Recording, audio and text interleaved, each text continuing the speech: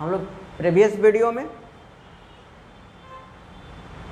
Capacity of parallel plate condenser condition लगाए थे कि when the dielectric constant is place in between them then find the capacity of parallel plate condenser when the dielectric mica sheet is place in between them.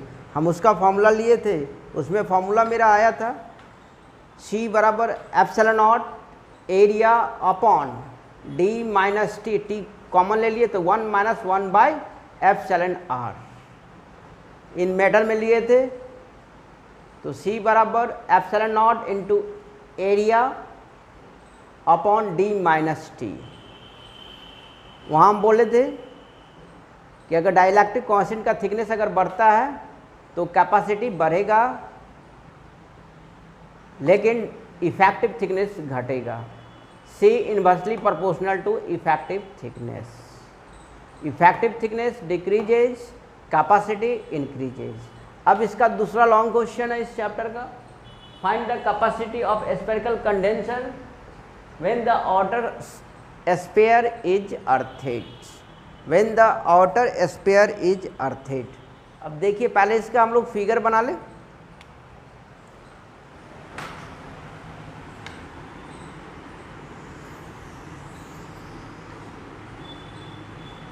ये sphere ए हो गया जिस पे positive charge है, collecting plate हो गया। ये positive charge का मतलब कलेक्टिंग प्लेट, ये सेंटर हो गया, यहाँ से इसका डिस्टेंस मतलब रेडियस स्मॉल ए हो गया, राइट।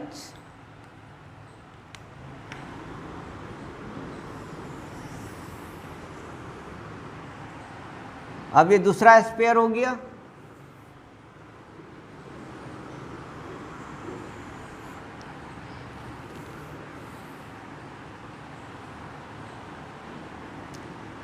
इसका radius small B,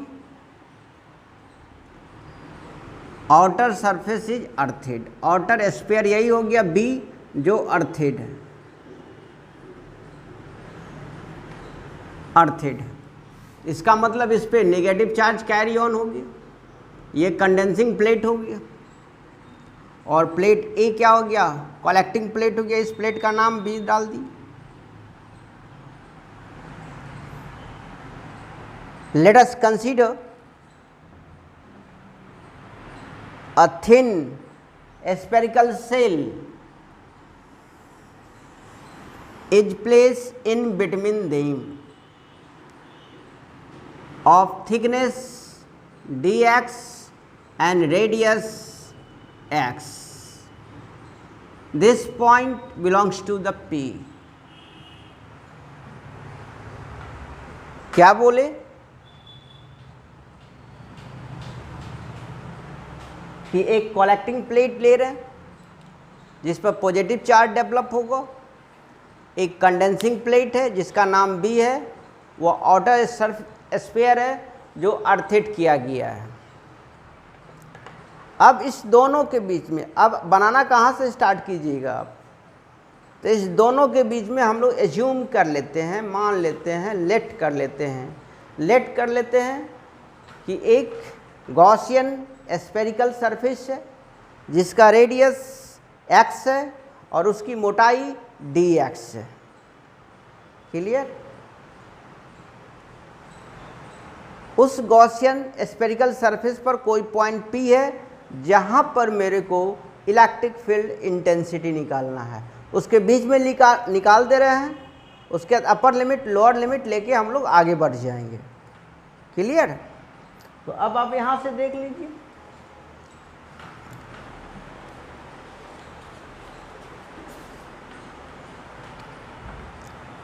let us consider a Gaussian sphere of radius x and with dx.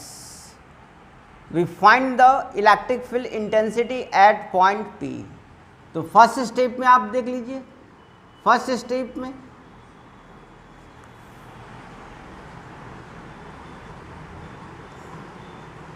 Electric field intensity at point P।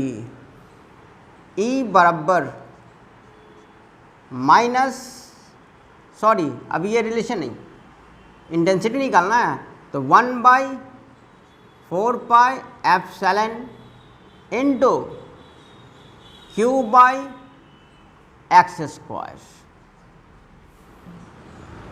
Clear? At a point P पर we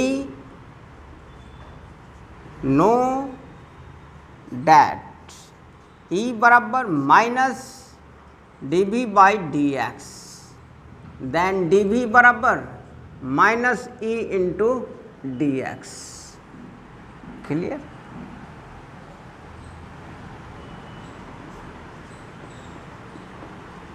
taking integration both sides, देख लीजिए, dV बराबर minus E dx। ये minus है तो ये हो गया अपर लिमिट और ये हो गया लोअर लिमिट।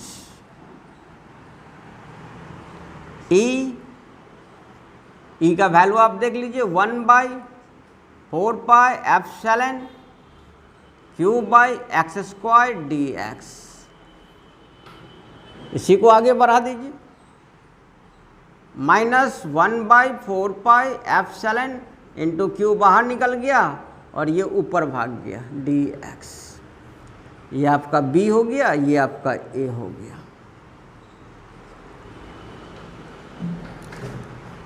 देन V बराबर minus 1/4 pi epsilon into Q, integration तोड़ दिए, वो भी दिखा दें, -2 + 1 -2 + 1 minus 1/4 pi epsilon not, epsilon दीजिए खाली, Q अभी कितना आ गया -1, यहाँ माइनस बच गया तो माइनस माइनस प्लस, A और B। देन V बराबर 1/4 pi epsilon Q 1/A minus 1/B, 1/4 pi epsilon Q B minus A upon A into B। ये आपका क्या आ गया, भी आ गया आपका इक्वेशन नंबर सेकंड। भी तो निकल गया आपका। अब सेकेंड स्टेप में हम लोग आ जा रहे हैं।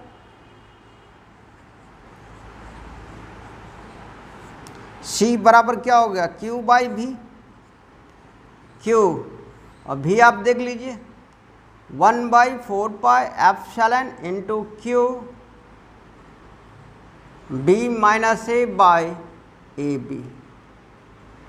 यहाँ से Q कैंसिल। क्लियर?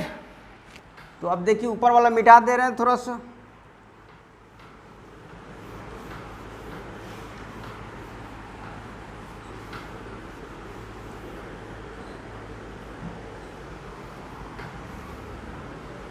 यही आपका स्टेप है। तो C बराबर क्या देखे, 4 पाई एप्सिलॉन ऊपर भाग गया, A इंटू बी ऊपर भाग गया by B minus A। Here figure से भी आप देख सकते हैं B greater than A। C बराबर 4 pi epsilon not epsilon R A B upon B minus A। हम इसके बदले K का भी यूज कर सकते हैं।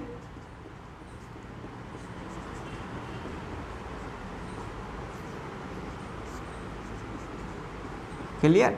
इन AR आ जाइए, एप्सिलॉन R या K का वैल्यू कितना हो गया 1।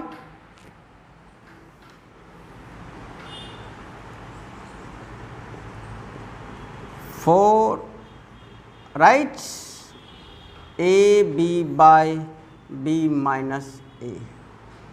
इन मीडियम में आ जाइए,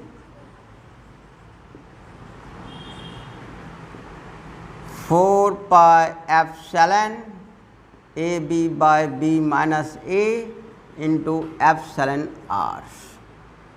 हम इसको क्या लिख सकते हैं, के बी। तो सी एम बराबर के 4 pi epsilon nought a b by b minus a. So C बराबर के इंटू एयर।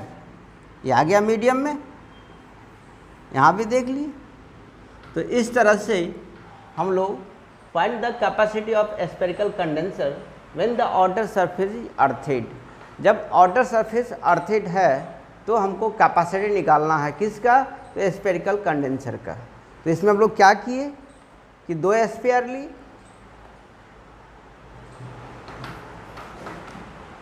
एक स्फीयर ए नाम है जिसका रेडियस स्मॉल है, उस पर पॉजिटिव चार्ज कैरी ऑन है, so it is called the collecting plates.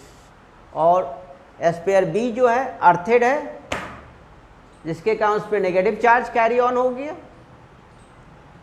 That is called the collecting condensing plate.